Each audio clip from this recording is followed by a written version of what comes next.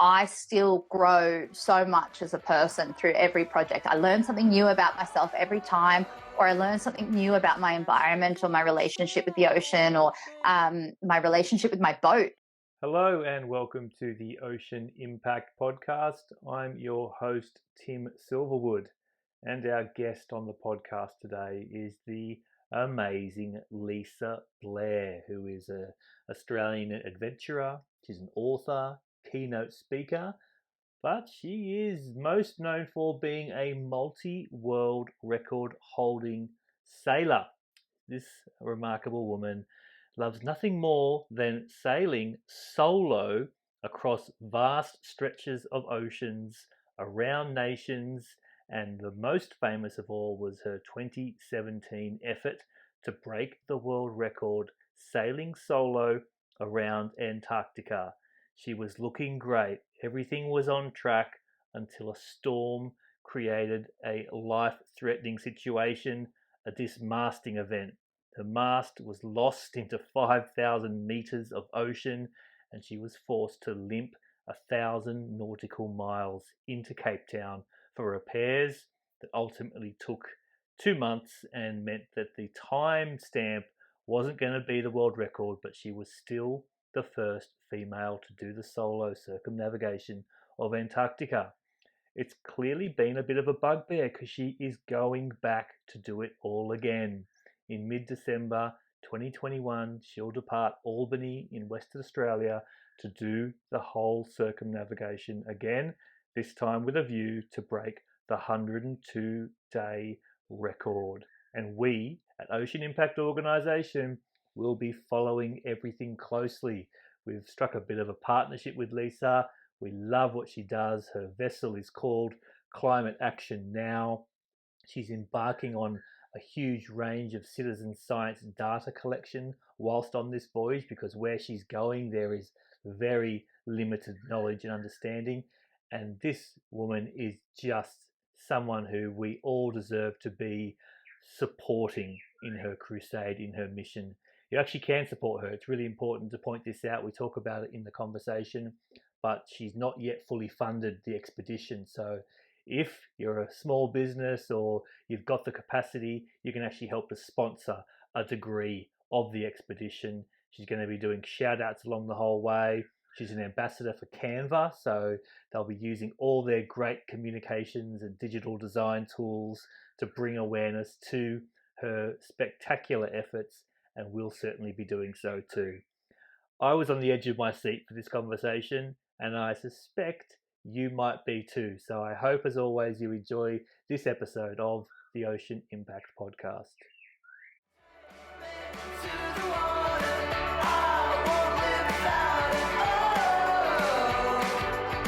Can't take the ocean out of me. So very excited to have on the Ocean Impact Podcast today via Instagram Live, Lisa Blair. Lisa Blair sails the world and saves the world at the same time. How are you going? I'm good. Yes, we had a few technical glitches, but we're over those now and we're ready to have a really great conversation. Oh, I really wanted to, I've been so excited about having this conversation. We've only really reconnected after quite a few years recently, as you're on the cusp of this monumental adventure back down to Antarctica 2.0. So I wanted to start with, what's a day in the life for you at the moment? I can imagine there is 1,000,001 things going on every single day as you prepared for this next expedition. Yeah, it's been a crazy couple of months, I'll tell you that. So I actually have the boat up here at Rivergate in Brisbane at the marina, and I've been on the hard stand for the last 3 months, basically preparing to sail solo around Antarctica. So, since I've had the boat, I've sailed about 30,000 nautical miles on her. She's done some hard miles, taken damage through the dismasting and everything that's occurred. So to go back to the Southern Ocean where I'm going to be completely on my own, I just need to make sure the boat's as good as she possibly can be. So this refit's just been intense.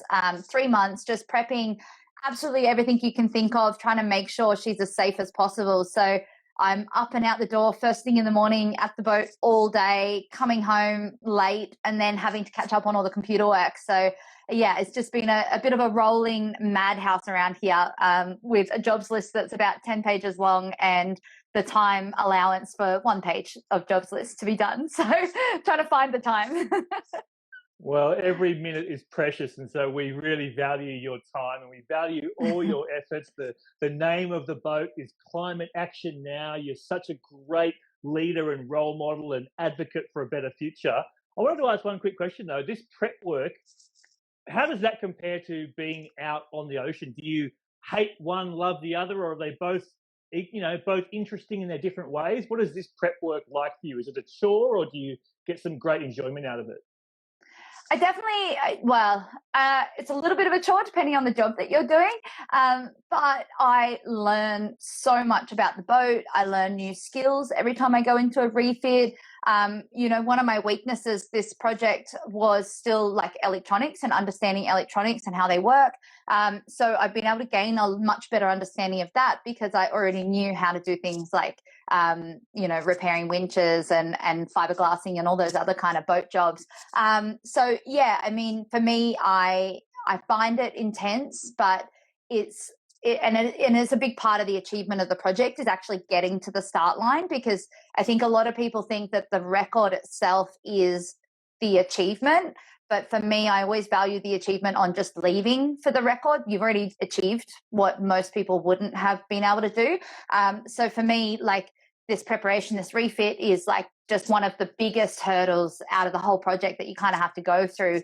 But yeah, no, I surround myself with really great people and I keep a really positive attitude through it all. So I'm able to find joy even when I'm, on my back in this tiny little locker in the middle of the boat, coated in fiberglass dust in the heat in Brisbane. So, we do what we've got to do. Imagining that in a few months' time, you're going to be a million miles away from that, almost literally. Tell us a little bit about that timeline. Where is the timeline from here? We're obviously almost just over midway through October 2021. So what's the process from here? Yeah, so it's even more crazy at the moment because this Saturday we have the official world record launch event. So we've got an open boat day here in Brisbane. So if any of your viewers are Brisbane based, it's a free public event. Come on down. You can find the link on my social channels for that. We've got a barbecue, some beer and wine. The boat will be open to the public. They can jump aboard, take a tour, get amongst it. So that's happening this Saturday. And then 2 weeks after that, I'm trying to leave Brisbane. And then I have a 3-week sail around over to Albany in Western Australia, where the official record starts from. And I need to get over to Western Australia early enough so that I can do any quarantine procedures that may or may not be necessary at the time. And I have enough time to recover from the 3 weeks sailing across to WA solo, because you still, I'm coastal that whole passage. So I'm not getting a huge amount of sleep for that duration of that delivery over. And then, the intention is to leave sort of at the moment. We're aiming for the 19th of December as a planned departure date, but that could change due to, weather situations. And also if there's anything that kind of holds my timeline up here, then I'll need to push it back at the other end. So yeah, it's a little bit nuts at the moment. That is wild. And then the plan obviously is in less than 102 days later, you come back into Australia's coastline. Where are you hoping to re-enter back into Australia? So the record was established in 2008 by a guy called Fedor Konyakov. He's this Russian sailor. I actually got to meet him when he finished rowing a rowboat from Chile to Australia in 2014, and he was 64 at the time when he was doing that. So he's just like this most incredible adventurer. He's done this lifetime of adventure.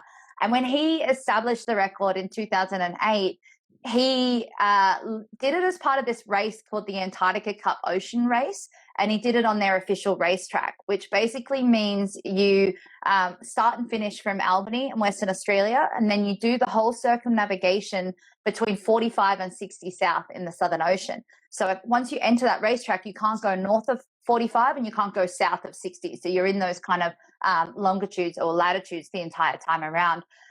So for me to be able to challenge his record, I have to start and finish from the same place and abide by the same rules, even though I'm not actually racing with the organization. I'm sort of independently challenging the record. Yeah. So Albany it is. Albany it is. Okay, let's just dive into it. Like, why do you do this? Like, where did it all start? Why on earth do you put yourself through these what appear to be crazy circumstances and experiences?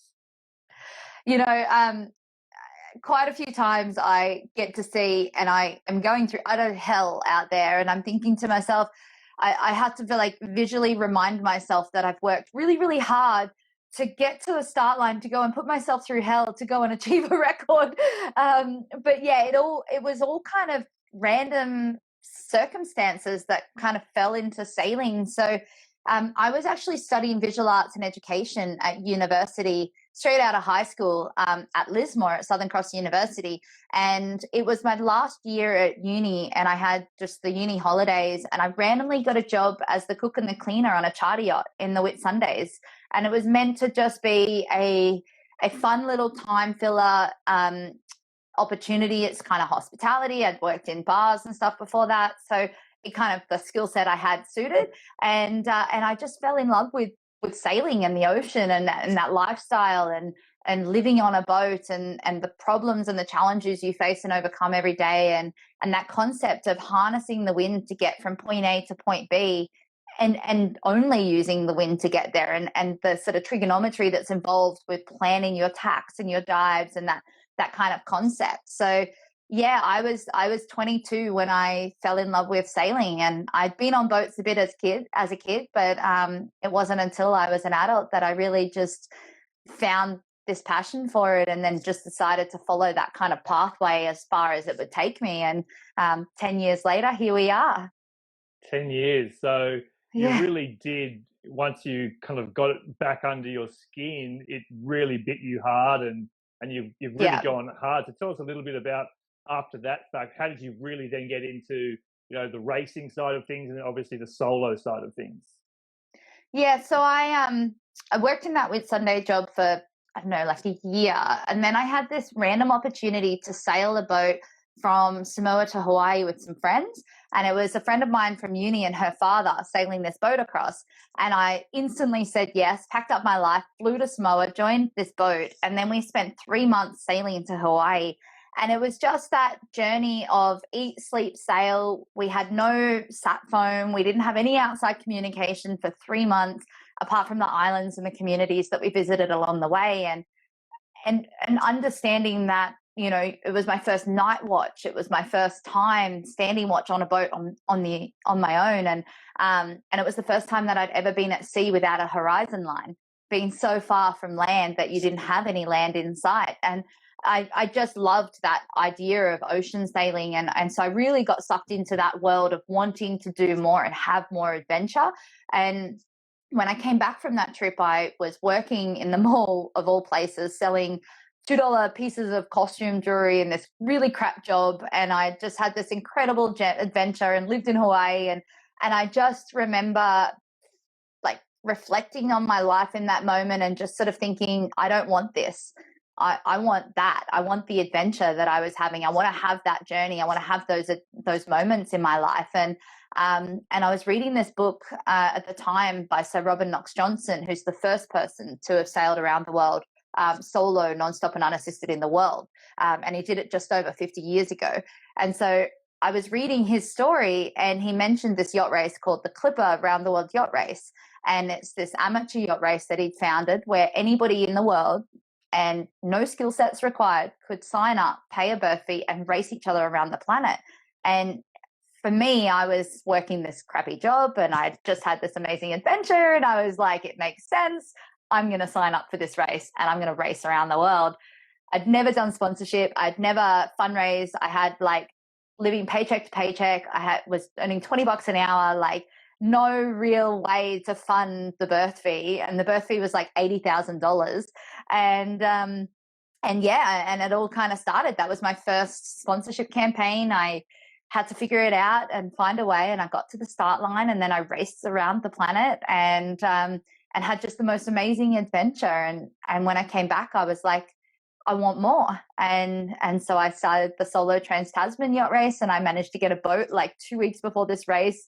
First time I ever sailed solo, jumped on this boat, and I figured I have to get the boat to New Zealand by this deadline. I don't have time to test it. I'm just going to sail the boat to New Zealand and I'll figure it out on the way. And I'd never sailed solo before I even left Australia and sailed this boat to New Zealand. And so, yeah, I definitely threw myself off the cliff and had a major steep learning curve. But I also had kind of, I guess, like held my hand, so to speak, as my entry into ocean sailing by doing the Clipper race, because it was such a great platform to sort of experience all the disasters and the scenarios that can occur at sea, and witness the storms and do it all with a crew of 16 people. And then I would be in that situation and I'd be looking at it and go, well, how would I cope if I was on my own, or what would I do, or what was the situation going to be like if I was the only person on this boat? And so I kind of already in theory knew I could do solo sailing, but I didn't know if I'd love it or hate it, or if I could overcome those challenges or any of that. So yeah, and then I went on to Antarctica 1.0 and Australia, and here we are at Antarctica 2.0. That really is incredible. And there's a little bit of similarity in the sense that I've only really done one major sailing adventure in my life, and I too had to fundraise to go on that one. That was to go from Oahu to Vancouver. Study the Great Pacific Garbage Patch, and we were out there for 3 weeks, but I had to raise $20,000 as well. And so I knew I just knew, like, sounds like with you as well, like you had to be on that boat. I remember at the time I read it, I'm like, nothing else matters in life. I have to be there. I've got to do this. And for me, it was also the gateway to my environmental activism. I didn't continue with my sailing, but you most certainly did. Yeah, it's also for me, I think, like, and people in your audience will probably get a bit of value out of this, but like, you'll never get there if you don't just make that leap and commit. Like, for you, if you said, oh, I'll wait till I earn enough money to go and join that boat, to go and sail and do this research in the Great Pacific Garbage Patch, like, it probably wouldn't have happened, because life gets in the way and we have all these situations occur.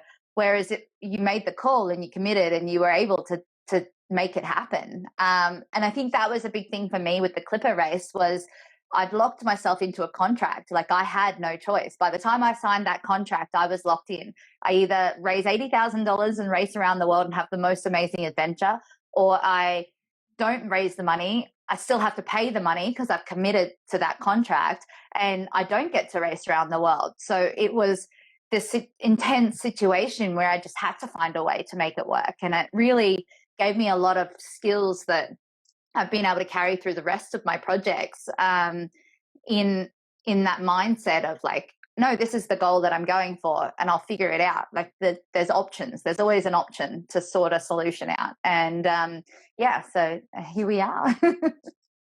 Sounds good. Great advice there. So you gave a little bit of a glimpse there on talking about that trip from Samoa to Hawaii, and just that feeling of the open horizon and sailing at night. Like, just take the listener a little bit more into how magical those experiences can be on the ocean, but then maybe also share a little bit about just how intimidating and terrifying it can be to be out there on your own in the open sea. Yeah, it's I think for me, like, my first watch, or it was in like the first week at sea on that delivery, I had this one magical night, and you're sailing day and night. You take watches, so some people are sleeping while other people are sailing the boat. And quite often on a small crude boat, we only had 4 of us on board. 3 people would be off watch and 1 person would be on watch. And I remember doing a night shift. It was like midnight to 2 a.m. or 3 a.m. or whatever time period it was. And I was up on deck and I was sitting on top of the coach house, and I was just kind of looking at the world around me, and it was the most perfect conditions. It was like 10 to 15 knots of wind, almost flat seas. The boat was just coasting along. You could hear the boat was happy with where it wanted to be, and the sky was clear, so there was just millions of stars above you, and it was so calm that you could see them reflected on the water. And then a whale came near the boat, and I couldn't see the whale. It was too dark, but I could hear it breathing as it kind of coasted with us, and you just hear it exhale every now and then. And I just remember that moment of just sheer joy, but also just incredible peacefulness, because I think in today's society, we're also busy and we're also connected, and we all have a phone, or nowadays you have like a watch that gives you notices. Like, you can't sign off and just stop and breathe and enjoy that moment in time. And I think that's what sailing gives me, is that moment that you get, and you get multiples of them. You get to sit on deck and watch the most amazing sunset occur, and you have a pod of dolphins arrive, and it's this moment of excitement because there's something else out here with you, and you haven't seen, a mammal of any kind for weeks. And so it gives you that real excitement and joy. And then you get that anticipation ahead of a storm where you're not quite sure. You've got the forecast, and you kind of know your boat's capable. You've got to trust your boat, and you've got to trust your own ability. And I think for anyone who's new to sailing, they would need to have that trust in their skipper on the boat that they're going out on, to be able to remove that sense of fear. But you still have that anticipation. And until you go through your first big storm, and you've really put the boat through its paces, or your skipper through their paces, you can't get that trust that you need to really be able to enjoy those moments. So there's that nervousness, like kind of, I chew all my nails at sea, like drastically. And you kind of got that anticipation, and you're watching the forecast, and you're watching the barometer pressure drop, and you see the new swelling arrive, and the waves go from like 3 meters to 6 meters ahead of the storm front that's coming through. You see the pressure change, and the skies change, and the cloud patterns change, and then the winds start to build, and you're going into this system, and you're like this tiny little boat. You're 15 meters long in this great big ocean. You're nothing to this storm. And then as the storm develops, you get the boat prepared, and you're working more at making sure the boat's safe and your crew are safe if you have people with you. And then you're in it, and you're watching this amazing, ferocious storm that's just, if you were on land, would be tearing trees down around you, but you're on this boat and you're riding through it. And for me, sometimes I've been in storm situations where the waves have been the height of like a 5-story building. So you're not looking across the horizon, you're looking up at the wave, because it's up at the height of your mast, or close to the height of your mast. And you watch it come, and you think there's no way that the boat can go over that wave. There's absolutely no way. And then the boat just somehow, she goes up and over, and you then see the next wave and go, nope, that one's bigger. And you're not sure if you'll get over the next wave. And so it's that balance between it being incredibly exciting, terrifying, but also just so magical a moment, because you're witnessing something that most people would never get to see, and you're surviving in this really raw, punishable environment in this tiny little boat. And it really, I guess, like, one thing for me, and I did another interview just recently, and we were talking about this, and it was, it makes you feel like this tiny little dot, like you're the ant on the planet.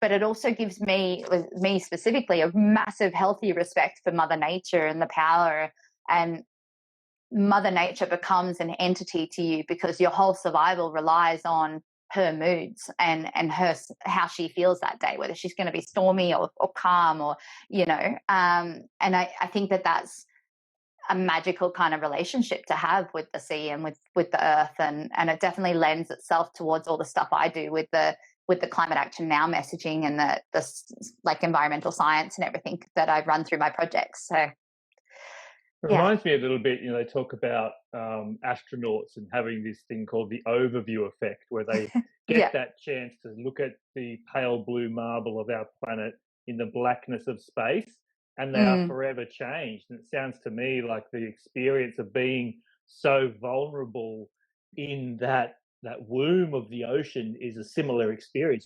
You're forever changed as a result of it.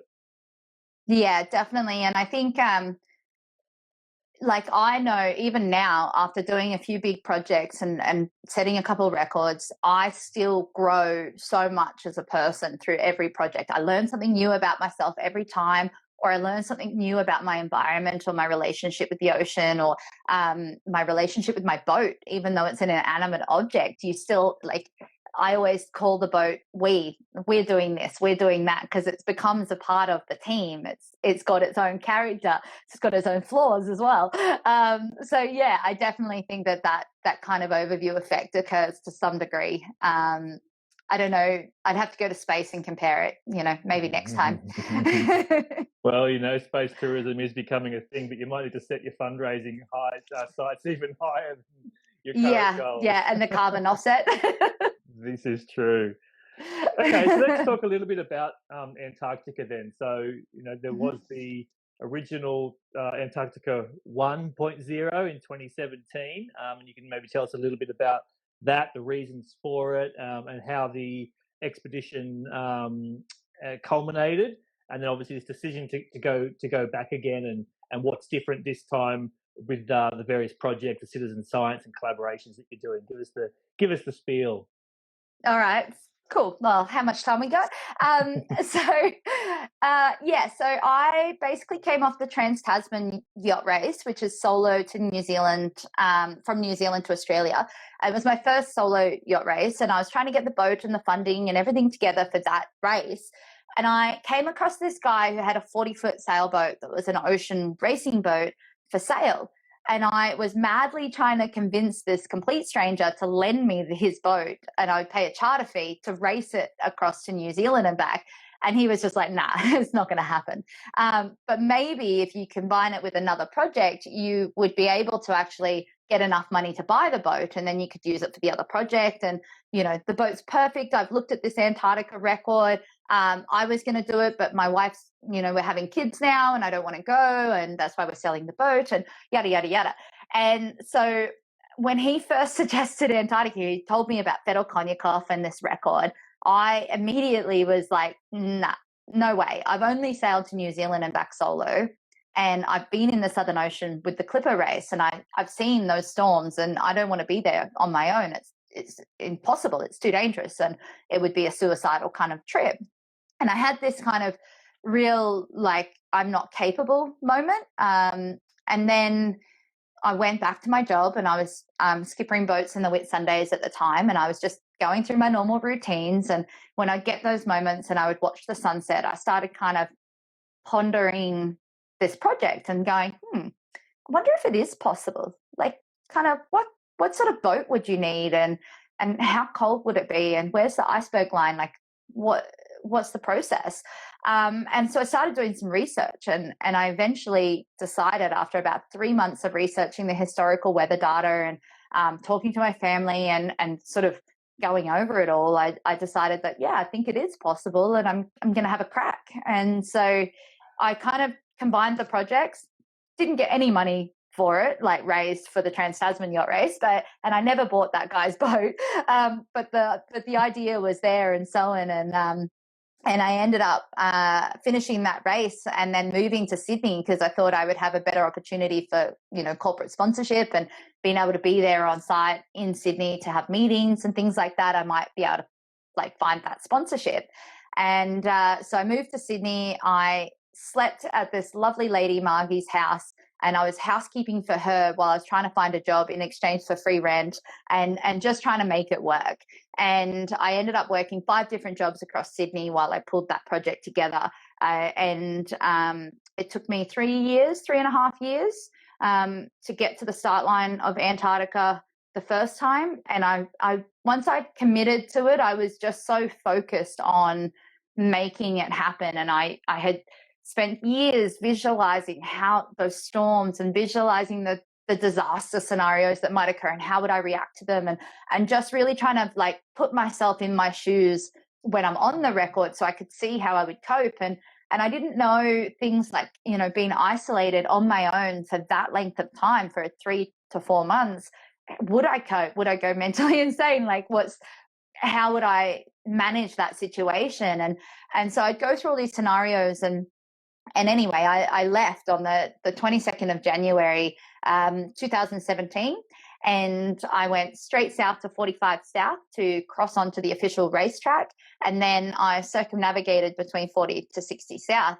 It took me 50 days to round Cape Horn. And then I had to pass an area called Iceberg Alley, where there's an intense amount of icebergs just off kind of the Antarctic Peninsula there. And then I sailed across the South Atlantic Ocean, and I was sort of starting to think that it was gonna happen. I was going to set this world record. I was one day ahead of the men's record. It was all a go.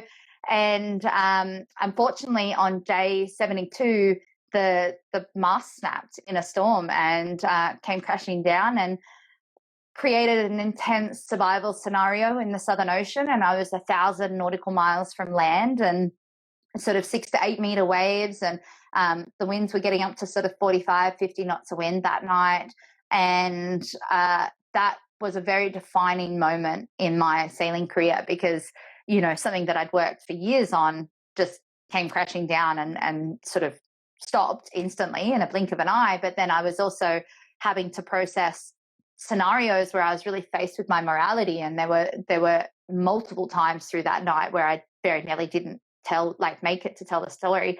And so the end result was that I had to divert the boat to Cape Town in South Africa and run repairs over there. And I had lost the mast in the Southern Ocean, so I can give you the lat and long positions if you ever want to go and find it, but it's in about 5 kilometre deep water. And I ended up picking up a secondhand mast in South Africa for like 5,000 Australian. We'd called every yacht club in Africa trying to find someone that might have a mast that I could buy secondhand, that I may be able to afford to be able to get it back in the boat and get the boat going again. And about 2 months after I arrived in Cape Town, I was able to restart the record.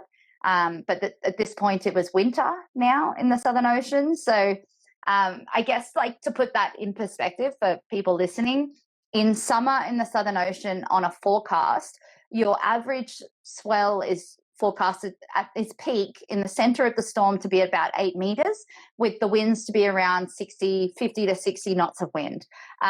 Whereas in winter in the Southern Ocean, the swell was forecasted to be 15 meters on average in the center of the storms, and your winds were getting up to sort of 18 knots of wind. And there's this really unique thing that happens in the Southern Ocean because the air's colder, it's more dense, so it applies more pressure to your sails. So an equivalent, I guess, feeling of the wind pressure would be 50 knots of wind locally in Sydney, would be about 30 knots of wind in the Southern Ocean, to kind of give people a bit of a gauge on that. And 50 knots of wind would be around 80 kilometre-hour winds, to give people a bit of a conversion there. So you're talking like extreme temperatures, extreme winds, extreme swell. Most people thought I was suicidal when I left for that part of the record. I very nearly quit and turned around and went back to Cape Town multiple times. And eventually I was able to overcome all of those challenges and sail back into Albany in Western Australia and set the record as the first woman to do it with one stop. So that was a pretty amazing moment in time. But I definitely always was thinking about going back. The minute that mast snapped and the minute it became a project that happened with one stop, I was already planning one day to go back and do it with no stops and to break that speed record and to achieve the original project that I was aiming to do. And but I'd had such a kind of traumatic experience that I felt like I needed time to heal and process and get my trust back in the boat again. And you know, if you don't have that trust, as we kind of spoke about earlier, your relationship in those storms change, and you question everything, and you're fearful and you're terrified in these storms, rather than feeling calm and sort of might be nervous still, but you're trusting that the boat can get you through. So I decided that I would do the Australia record, which was coastal. And even though it seems like it's an easier record because land's kind of like right there, as a solo sailor, it's actually much harder to do than Antarctica, aside from the dismasting. And that's because you're close to land the entire time. So you're not sleeping more than 20 minutes in a single sleep for 58 days straight. if you sleep through your alarm once, you could be sailing into a ship, onto a reef, onto a beach. Like, there was one moment where I did sleep through my alarm once, and I woke up to this just insane feeling of dread. And when I ran up on deck, there was like a cliff face, like right in front of me, and I was sailing right towards it. So I did that project, and here we are. And I feel like I've healed enough, and I feel like I need to sort of, I guess, reapproach this story again and have that journey on the Southern Ocean and challenge this Antarctica record. So I'm leaving mid-December to set off, and the goal is to do it nonstop and to break Fedor Konyakov's record, and then also to utilize all this media coverage and the fact that the boat's in such a remote location to generate science, to collect information for the scientific community, and then to elevate that conversation through those media channels. So it's shaping up to be a really exciting project, and I can't wait to go. Lisa, I'm just like, I'm captivated. I'm lost for words as I sit here. And, we were obviously introduced in this second iteration of our connection, via Canva and the team. And there's a real onus and emphasis on this expedition to communicate your stories and your experiences to the world, to as many people. And I'm just sitting here just going like, yes, like we need to just get the communication channels out there so people can, hear from you, can learn from you. You have written a book. I mean, what are some of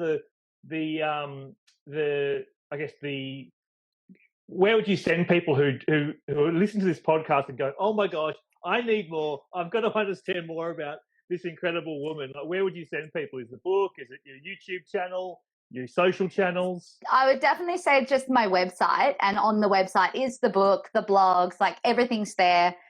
When I'm out sea on record, I have a live tracker and I blog daily, so you can actually follow the whole journey with me.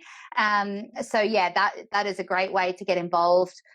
There's a lot in the book that never made it into the blog, so even people who have read the blogs get a lot of value or get a better understanding as to who I am and what I've gone through in these journeys by reading the book, which is aptly named Facing Fear because of that restarting moment and having to overcome that fear of the dismasting and that scenario that occurred there and go onwards from that. So definitely. And for me, having like partners involved with this project, like we've partnered up for the project, and then also, like you said, we've got like Canva, Laura's Projects, Red Sky. They're all amazing brands that are fostering the information share and helping me communicate this climate action now and the Post-it note campaign and the science that we're generating, and really helping me to elevate the reach and the potential of the project, which in turn hopefully has a bigger effect on our communities. So it's really exciting. And the one thing you didn't mention there, Lisa, was the opportunity to actually sponsor a degree of the expedition as well. Do you want to tell us a little bit about the 360-degree sponsorship opportunity and how people listening to this can actually invest in your incredible work, your incredible mission, the message of climate action now? Yeah, awesome. So basically, I am still trying to raise the last of the funds to meet the project requirements. So we've come up with this amazing concept where people can sponsor an actual degree of the record. And then when I sail past your degree, I'm going to do shout outs through the blog, social media.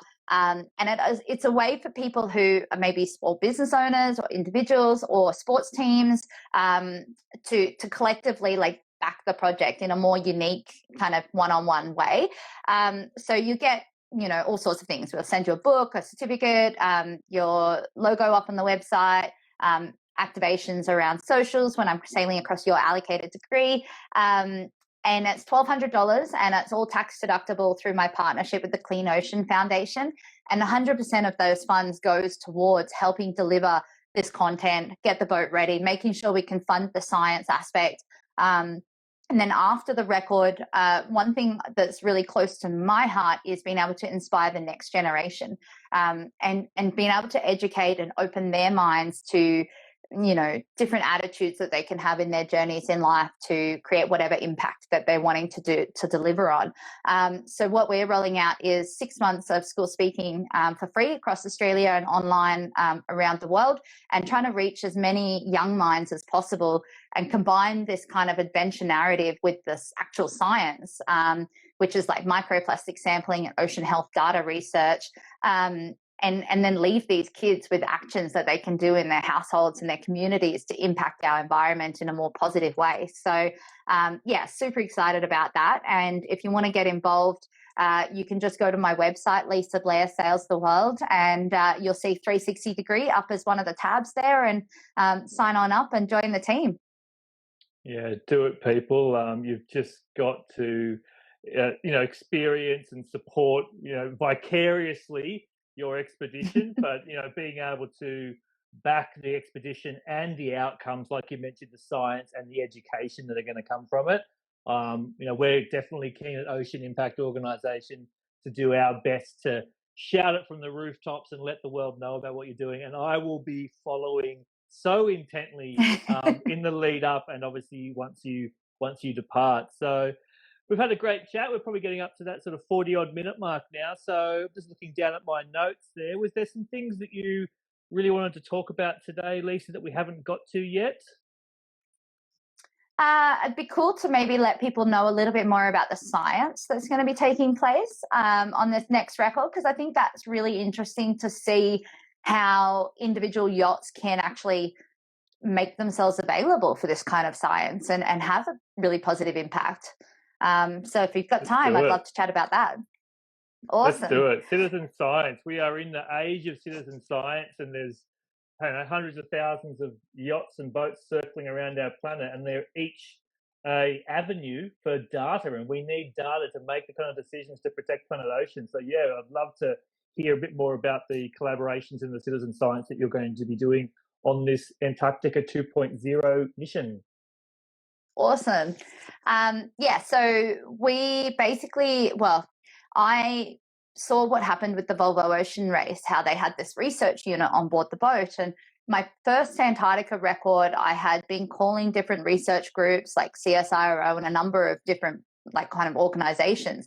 And I was really trying to get something in place from a science point, because most of our science, there's like a big gap in the Southern Ocean. So from a meteorology point of view, from a microplastic point of view, from an understanding of like carbon capture in the oceans, there's data of the main continents and where the major shipping lanes are. There's data of Antarctica, but there's almost nothing in that belt between the two. And I was very conscious the fact that is an documented area or an under-documented area. And so I wanted to make the project as available as possible to the scientific community, but I wanted to make sure that the project actually had value to the research, and it wasn't just me saying I'm doing amazing research and then having it get loaded onto a site and never be used by anybody. So I wanted to make sure that the equipment going on board the boat and the way we're sharing the data as a free share service was going to reach the scientists that can then use it in their global weather modeling or their global modeling, of ocean health and microplastics and all of those sort of avenues. So I'm renting a subsea research unit. It's called an ocean pack. And it's this unit that's about like almost a meter long and like half a meter high that I'll be fitting into the boat. And this unit takes sort of general ocean health readings. So it takes like acidity, salinity, dissolved carbon dioxide, chlorophyll, PCO2. So it's all these kind of metered measurements that our scientific community can use to help map our impact on our planet. And how our ocean is recovering or not based on that kind of global view. So it's a complete data set as well, which is super interesting because I'm doing, planned full 360 around Antarctica. So the intention is to get a full complete view. And so then, so that's amazing. And we're partnered with IMOS and AIMS, which is the Australian Institute of Marine Science. And a second kind of subcategory of that unit is a microplastic sampler. So this sampler allows us to take a water sample the entire way around and it runs through a filter, and there's 100 micron filter, which does really fine, almost like can't see it samples. And then there's a 500 micron filter, which is like your small little specks of plastic that are in our ecosystems. So that'll be running throughout the entire circumnavigation and allowing me to get a pretty clear view of the different areas. And we may find areas of no plastic, but we're definitely going to find areas with plastic. So that'll be a really valuable kind of data set, because as a scientific community, we're only just starting to understand the ramifications of microplastic and microfibers, and sort of how that's impacting our ecosystems. It's going into our food sources, it's going through the fish chain, onto your dinner plate, and how is that getting into our waterways. So this sort of data set will be able to help that. I'm also deploying some drifter buoys for the Bureau of Meteorology. Again, with our weather stations, we don't really have a lot in that belt around the Southern Ocean. They're north or south of those latitudes. So I'm committed to deploying 8 drifter buoys, and we're going to see when we load the boat up if we can fit more on the boat. And we're also trying to set the boat up as a mobile weather station. So as I sail around, we'll be able to have a live kind of feed off the boat as another kind of weather station in the middle of the Southern Ocean. So that'll help the Bureau of Meteorology with their weather forecasting, and NOAA and those sort of organizations through the World Meteorology Organization. But it'll also help me get a cleaner and a better kind of forecast on the boat, and it sort of helps me stay safer as well when I'm out there. So so that's super exciting. What else are we doing? We're also data logging my depth sounder for the Seabed 2030 program, which is a way of mapping the sea floor, and they're getting data sets. It's a citizen science driven program. It's all volunteer run, and they're by 2030 creating a atlas of the ocean floor. So they're getting data sets from all boats, private cruising boats, big commercial boats, all around the world, to help map out all of the sea floor, so we can get a greater understanding of what's actually under there, rather than a bit of an estimate, which is what we have now. And I'm also looking at participating in a sleep research program for chronic fatigue at sea, and working out, how we can monitor that, and where that data set can be useful. So yeah, lots going on. It seems so generous of you to, obviously this is your passion, and finding ways to bring this critical information to the agencies that require it, but you're also on a record run as well. So at what point did you have to start sort of weighing up what you could take on board in terms of both gear and your time and effort, versus still making sure you're fixed up on the record attempt? Yeah, it's something I don't feel is worth compromising. So the science is so invaluable to that community. Like when I've started making inquiries about that, the level of excitement coming from those organizations has just been so amazing to see. And for them to have someone who's willing to put their hand up and say, yep, I'll make myself freely available, and as much science equipment as we can fit, I will take, and as much as my boat system can handle, I'll take. But it's mostly a hands-off system. So it's really, I change microplastic filters twice a day. I monitor the pump to make sure there's no blockages or any kind of faults or situations occurring with that. And for the sleep research, I just wear like a Fitbit kind of, or like, a sleep monitor kind of device. And I do a speed reaction test twice a day, which is just basically this 5-minute computer test to just determine if my fatigue levels are impacting my reaction time and my decision-making skills. So, and the rest of it's fairly hands-off. It's quite a lot of work in the pre and the post with loading the data up and exporting it and getting that side of things together. But during the actual record, it's not hugely affected. And I'm just so aware of how unique a location it is, and it's so aligned with what I'm trying to achieve with the Climate Action Now and the Post-it Note campaign. And I really wanted to elevate the programs that I've been delivering from an awareness campaign to an actual functional measured result campaign? How can I measure the impact that I'm creating through these sailing trips? And for me, I sail so that I can elevate that impact, not necessarily I sail also because I love it and I love these adventures, but I'm very aware that I have this platform that allows me to amplify that message. And I want to utilize it as much as possible in that way. So the science is just another branch of that, which is pretty exciting. Oh, I've just doubled down my love and admiration for you today, Lisa. Like, I'm honestly just blown away, and I can't wait to share the story across Ocean Impact Org throughout the entire adventure and beyond. So, on behalf of Planet Ocean and our community, and all species, all citizens of this planet, we just really thank you so much for all that you're doing. Yeah, thank you so much. And anyone who does want to get involved, who maybe can't do a degree but just wants to have some form of impact, you can go to the website and go to the Climate Action Now tab and click on Get Involved. And I don't know if you'll see a photo of the boat, but if you Google a photo of the boat, it's covered in thousands and thousands of Post-it note messages. And each Post-it note is an environmental action from someone in the public. So please jump on, fill out an action.